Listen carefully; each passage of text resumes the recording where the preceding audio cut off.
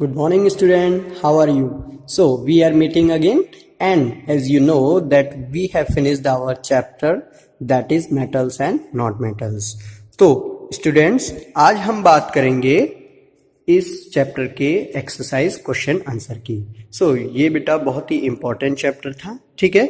और इसमें जैसा कि आप जानते हैं कि हमने दो टॉपिक नहीं पढ़े थे जो कि सीबीएसई ने इस बार आपके हटा दिए हैं, ठीक है। जो कि क्या है, कोरोजन है और क्या है, एक्सट्रैक्शन ऑफ मेटल। तो हम उसके क्वेश्चन भी नहीं करेंगे, कुछ क्वेश्चन हम छोड़ देंगे, ठीक है।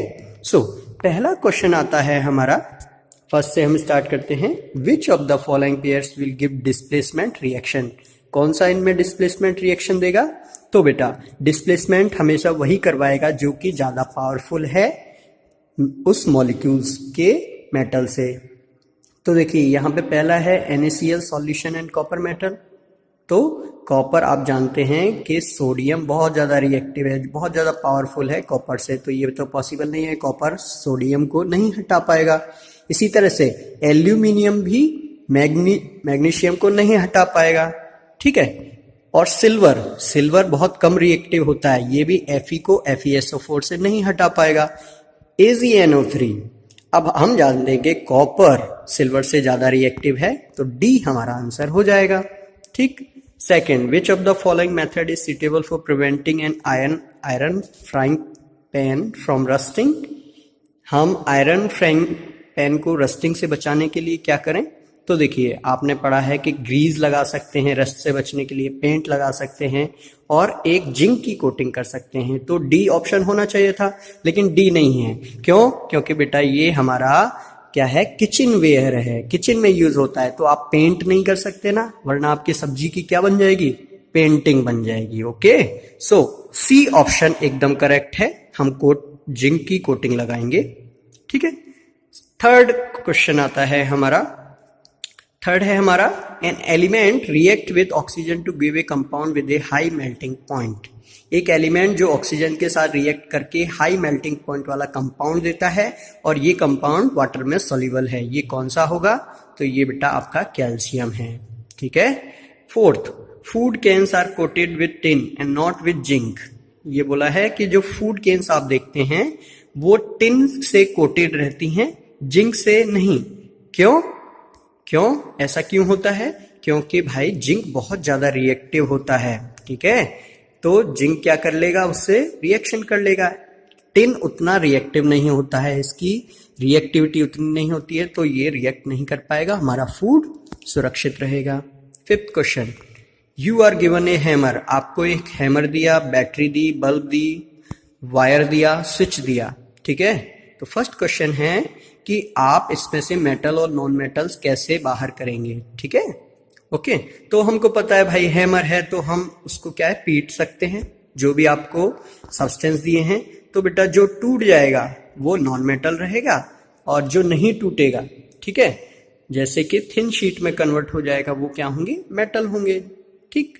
उसके बाद आप मेटल और नॉन मेटल में और किस तरह से कर सकते हैं? तो देखो वायर दिया है आपको, बैटरी दिया है, तो आप एक सर्किट बनाइए, सभी मेटल को सर्किट से जोड़िए और पता कर सकते हैं कि कौन मेटल है कौन नॉन मेटल है, क्योंकि मेटल सब इलेक्ट्रिसिटी कंडक्ट करेंगे जबकि मेटल नॉन मेटल नहीं करेंगे। सिक्स्थ क्वेश्चन है, एम्फोटेरिक ऑक्साइड क्या होते हैं? तो हम ये देख चुके हैं, एम्फोटेरिक ऑक्साइड वो होते हैं जो बेसिक और एसिडिक दोनों नेचर रखते हैं, जैसे कि एल्यूमिनियम ऑक्साइड और जिंक ऑक्साइड। सेवेंथ क्वेश्चन है, name two metal which displace hydrogen from dilute acid and two metal which will not. इसमें बोला है कि दो मेटल बताओ जो डाइल्यूट एसिड से हाइड्रोजन को अलग कर लेंगे और दो ऐसे जो नहीं कर पाएंगे। तो जो भाई हाइड्रोजन से ज्यादा रिएक्टिव होंगे, जैसे कि कौन कौन है, आयरन एंड एल्यूमिनियम, ये डिस्प्लेस कर देंगे, ठीक। और जो हाइड्रोजन से कम रिएक्टिव है वो नहीं कर पाएंगे, ठीक है, जैसे कि मरकरी हो गया, कॉपर हो गया, गोल्ड हो गया, ठीक है। फिर एट्थ क्वेश्चन है हमारा, ओके एट्थ आपको नहीं करना है बेटा, ठीक। नाइन्थ क्वेश्चन हम देखते हैं। नाइन्थ क्वेश्चन क्या है, पीयूष टुक सल्फर पाउडर इन ए स्पैचुला पीयूष ने सल्फर पाउडर लिया, उसको एक चम्मच में रखा, उसको गर्म करना स्टार्ट किया। तो फर्स्ट क्वेश्चन है हमारा, what will be the action of gas on dry litmus paper and moist litmus paper. तो जैसा कि हम जानते हैं बेटा, सल्फर को आप गर्म करेंगे, ठीक है, तो क्या बनाएगा वो, सल्फर डाइऑक्साइड SO2। और SO2 हमने देखा है कि बेटा देखो, सल्फर क्या है, नॉन मेटल, और नॉन मेटल के जितने भी ऑक्साइड हैं सब एसिडिक होते हैं। ये नोट डाल के आप लिख भी लीजिएगा कि मेटल के जितने भी ऑक्साइड हैं सब बेसिक नेचर के होते हैं, और नॉन मेटल के ऑक्साइड सब एसिडिक नेचर के होते हैं, ठीक है। तो ड्राई लिटमस पेपर, देखो ड्राई लिटमस पेपर पे कोई रिएक्शन नहीं करता है, लेकिन मॉइस्ट जो गीला है उसमें ये एसिड है SO2, तो क्या करेगा बेटा, ब्लू लिटमस को रेड में कन्वर्ट कर देगा, ठीक है। नेक्स्ट क्वेश्चन है हमारा, ओके 10th नहीं करना है, 11th, what type of oxide are formed when non metal combine with oxygen. तो ये अभी अभी बताया मैंने, नॉन मेटल ऑक्साइड से, नॉन मेटल के जो ऑक्साइड है बेटा वो एसिडिक नेचर के होंगे, ठीक है। 12th क्वेश्चन है, आपको रीजन बताना है, तो इसमें ABC करना है, D नहीं करना है। A क्या है, प्लेटिनम गोल्ड सिल्वर, क्यों ज्वेलरी बनाने के काम आते हैं, क्योंकि बेटा वो मेलिएबल और डक्टाइल होते हैं। B सोडियम पोटेशियम और लिथियम को अंडर केरोसिन ऑयल या ऑयल के अंडर में क्यों रखते हैं, because they are very reactive, बहुत ज्यादा रिएक्टिव होते हैं, आप उनको सिंपल कंडीशन में नहीं रख सकते हैं। C aluminium is highly reactive metal, aluminium बहुत ज्यादा रिएक्टिव है, फिर भी ये आपके किचन में क्यों यूज आता है, यूटेंसिल बनाने में। तो देखिए एल्यूमिनियम बहुत ज्यादा रिएक्टिव है, सही है, लेकिन इस पे कभी भी कोरोजन नहीं लगता है, ठीक है, मतलब ये रस्ट, इस पे रस्टिंग कभी भी नहीं होती है, साथ में ये बहुत हल्का होता है और हीट का बहुत अच्छा कंडक्टर है, इसलिए इसको किचन में यूज लेते हैं। डी वाला आपको नहीं करना है, ठीक है, ओके। नेक्स्ट है, you must have be seen tarnished copper vessel. आपने देखा होगा कि जो कॉपर वेसल होते हैं उसकी सफाई बेटा नींबू से करते हैं, आपने देखा होगा। तो ऐसा क्यों करते हैं, क्योंकि बेटा कॉपर के जो बर्तन होते हैं वो जब एयर में रहते हैं तो एयर से क्या करते हैं, रिएक्ट, और कॉपर ऑक्साइड बना लेते हैं। कॉपर ऑक्साइड की क्या बनाते हैं, लेयर, और हमने देखा है कॉपर मेटल है तो कॉपर ऑक्साइड क्या होगा, बेसिक, तो बेसिक मटेरियल की एक लेयर चढ़ जाती है। तो बेसिक मटेरियल की लेयर हटाने के लिए हम क्या करेंगे, हम उस पर नींबू इस तरह से रगड़ेंगे, तो होगा क्या, जो एसिड है वो बेस को क्या कर देगा, न्यूट्रलाइज कर देगा, और जो आपकी जो चमक गई थी कॉपर की, ठीक है, तो वो वापस चमक लौट आएगी, ठीक है। 14 नहीं करना है।